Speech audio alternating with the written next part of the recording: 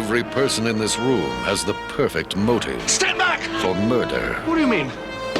Murder. The 1985 movie Clue is an interesting watch for a couple of reasons. For one, it's a murder mystery based on the board game Cluedo and features a number of spirited performances from well-known actors. But what really stands out about this movie now was the unusual manner in which it was released.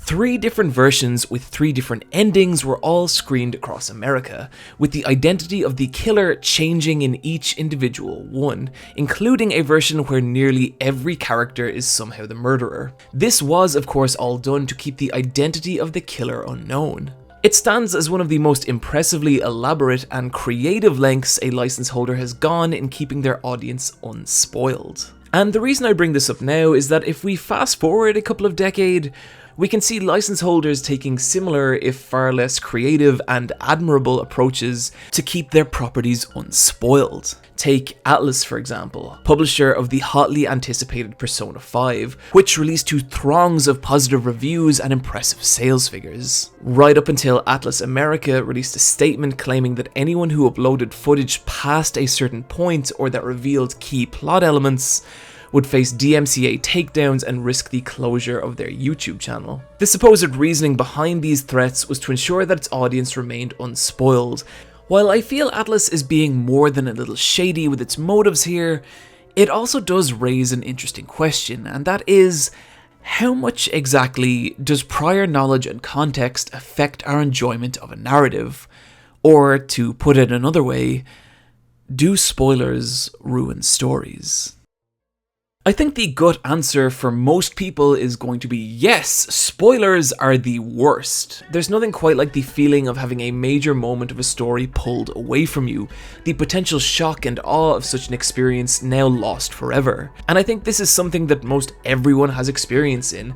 Given the freeform nature of modern day information, it can feel nearly impossible to avoid spoilers on any level. And this has resulted in what can only be described as spoiler culture. And there are those that will argue that this isn't a bad thing. That given the utter glut of media that's now released nowadays, we need as much information as possible about something in order to confidently commit our time and money to it. Just look at all the amazing must-play games that have released so far this year, meaning that the financial and temporal cost of experiencing all of them is practically impossible for the average consumer. And so the counter-argument is that we need compelling reasons to help us decide which are truly worth our very limited time and money. And for those arguments to truly be made, information is often required that could be considered spoilery. And on the outset of writing this video, I was in 2 minds about this. On one hand, I hate the feeling of having a big moment spoiled, but on the other, I can think of several instances where major spoilers actually led me to watching or playing something I otherwise wouldn't. I'd never have checked out K-ENT if I hadn't first watched Digibro's extensive K-ENT A Loving Thesis, in which he breaks down the entire show episode by episode. And as it turned out, this was just the context I needed to know that I would probably enjoy this show, despite how far outside my usual strike zone it was. And so, do spoilers hurt or do they help? The inherent problem with this question is that we can never really know for sure. We can never exist in a Schrodinger's cat state where we have both experienced a piece of media, spoiled and unspoiled, because once you commit to one path, you'll never really know what you would have felt on the other. And so, as we often do when things get a little tricky, we turn to science, which leads us to a 2011 study carried out by Nicholas Christienfield, professor of psychology at the University of California. A total of 819 people were given 12 classical short stories, and among roughly half the test subjects, a spoiler paragraph explaining the broad strokes of the story's plot was added to the start of the essay. The readers were then asked to rate each story on a scale of 1 to 10, and the scores were then all averaged out and tabulated, and the results are pretty interesting. The white bars represent the scores of the unspoiled stories, while the blue represent the spoiled, and rather fascinatingly, in all cases but one, the spoiled version of the story scored higher than the unspoiled. And even the one unspoiled version that did score higher did so with the lowest margin of difference in the entire test. And the exact same experiment was repeated by Christienfeld 2 years later with near identical results. It seemed that people were genuinely enjoying stories more spoiled than unspoiled. And I have to say, I was actually pretty shocked by this, and so I wondered if maybe the reading material provided were all stories where the ending wasn't really that important, until I saw that 2/3 of the reading material were made up of shorts belonging to the genres of ironic twist endings or mysteries. And arguably, these are stories whose entire worth is hinged on their unexpected endings. If you want to check this study out for yourself, I'm going to leave a link in the description below. And so, what could possibly account for this? How could it be that rather than spoiling stories, spoilers, adverse to their name, seem to enhance people's enjoyment of them? Well, at this point I was pretty skeptical, so it seemed the only way I could really test this for myself was to actually go find a film that was well known for its unexpected ending, spoil it, and then watch it. And after a brief Google search, I came across the 1995 film The Usual Suspects, and so somewhat reluctantly I pulled up the Wikipedia page and read the plot summary, and then with the vague feeling that I had just ruined for myself a modern American classic, I sat down and watched it.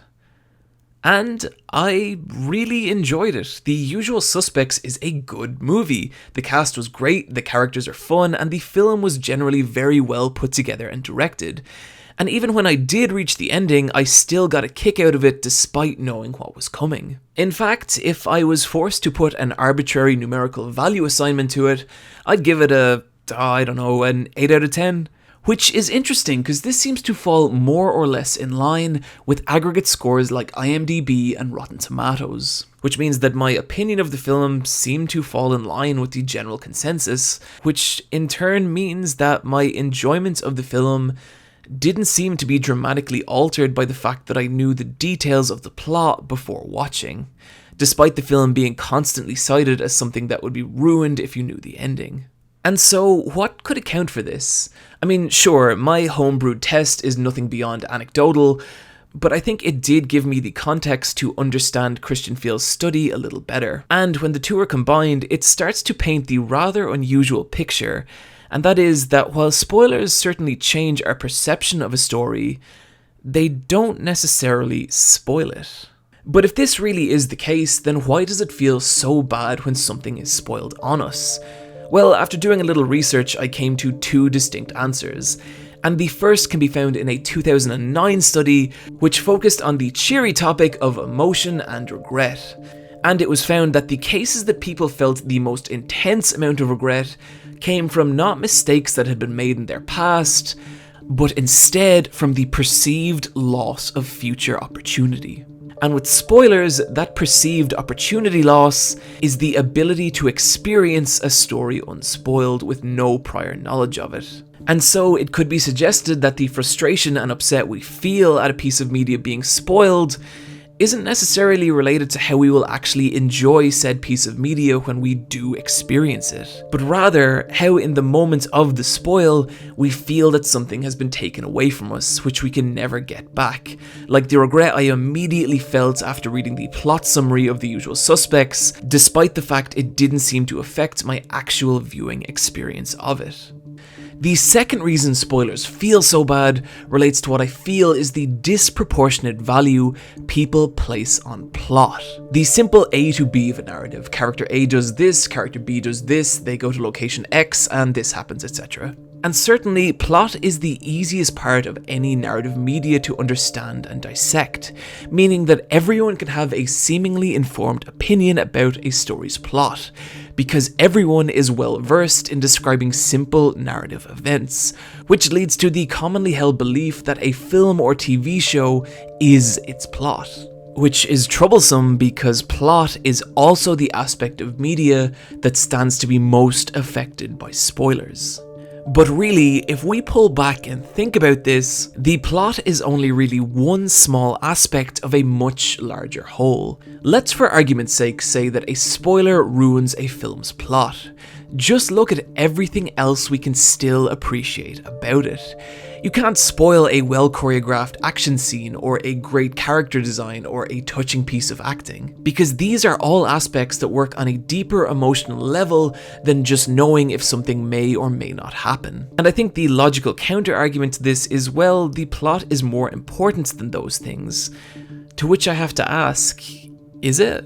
We recently covered possibly my favourite anime, Yu Yu Hakusho, on this channel, and I would say nothing about that show's plot is especially interesting, but rather it's the manner in which it's executed that makes it feel so goddamn special, which is why in a 29-minute video, I only spent maybe 40 seconds talking about the show's plot total. And that's not something that's unique to me. Go to any experienced or well-respected media critic, and the discussion of the plot will usually only take up a very tiny portion of their overall review. In fact, one of the biggest pieces of advice I have for anyone making video essays is learn to discuss a piece of media for more than just its core plot, as often this is the least interesting way of explaining the appeal of a film or TV series. None of this is to say that a plot isn't important, but more that what happens in a story is only as important as how it happens. And if you want proof of this, look no further than the FX original series, The People vs. O.J. Simpson. The entire 10 episodes of this show is leading to the moment of whether O.J. Simpson is found innocent or guilty for murder. Every scene of it is intensely focused on the answer to this question, and of course he was found innocent! And if you think I just ruined this show for you, then I need to remind you that this was real-world international news. The entire show was based on the 1995 O.J. Simpson murder trial, a case that utterly dominated American media for nearly an entire year. The NBA Finals were interrupted by it, it was on the cover of Time, there have been dozens of different books written about it, and when, after 10 solid months of coverage, he was found innocent, it made worldwide headlines. And yet despite this, despite the fact that a good 90% of its audience had to have known the show's outcome going in, the series has still been lavished with dozens of positive reviews, currently sitting at a staggering 97% on Rotten Tomatoes. And the reason for this is simple. Regardless of how well versed you are in the O.J. Simpson trial or not, it doesn't change the fact that this is a fantastically written, superbly edited, directed, and acted show, that even with the ending being common public knowledge, it hasn't stopped it being one of the most well-regarded TV shows in recent years. And there's even an argument to be made that the context of knowing the show's ending arguably enhances it, as it lets us concentrate not on the question of whether he'll be found innocent or guilty, but how was it that he was found innocent despite the wealth of evidence that speaks to the contrary, which is arguably what this show is really about. And so, even though OJ is an extreme example of this, it can be argued that what we lose in surprise, we often gain in context. Knowing plot details of a show beforehand doesn't necessarily take away from the experience of enjoying it. For example, major spoilers for Silent Hill 2 incoming. I knew from the outset that James murdered his wife Mary, a piece of information that utterly recontextualizes the entire game, and knowing this about James gave me an entirely different perspective on him, making him a far more complicated and troubled character than he first seems. And maybe this did lessen the 30 seconds the revelation took place over later on in the game, but I would also argue that it made the other 8 hours far more enjoyable, as I now had the context to truly appreciate the subtlety of the game's storytelling. And I think it's this aspect of increased context that explains the higher scores from spoiled stories from Christienfileds Study. All this said, however, the reason I included a spoiler warning in that last paragraph is that while I personally have come to the conclusion that a spoiler doesn't dramatically negatively affect our experience of a story, I don't expect everyone to agree, and I do think that people should still have the right to choose how much information they have when approaching a new piece of media. And no part of this video is meant to be advocacy for telling someone information on a piece of media they do not wish to know, as even if spoilers aren't as damaging as they are generally perceived, you are altering someone's perception of a story without their consent, which is a bit of a shitty thing to do. But rather, I think it's up to each individual person to decide how much information they're comfortable knowing going into a new piece of storytelling. And if this video has done anything, I hope it's given you a little more perspective on making that decision for yourself, and to maybe consider that a little context and knowledge needn't be a bad thing, as even if our perception of a piece of narrative changes, a good story is just a good story no matter what angle you view it from. And I don't think that's something you can really spoil. Friends, thank you for joining me today. I understand that this is a bit of a prickly issue, so I fully expect the dislike bar on this one to look like a Sith's lightsaber. But I felt this is a conversation that's been stuck in a rut for some time now, and it needed to be moved along. And so regardless of whether you agree or disagree, I do hope you enjoyed this video, and if you did and would like to help support this channel, then consider heading over to patreon.com/supereyepatchwolf, where for as little as $1 you can help keep this channel going.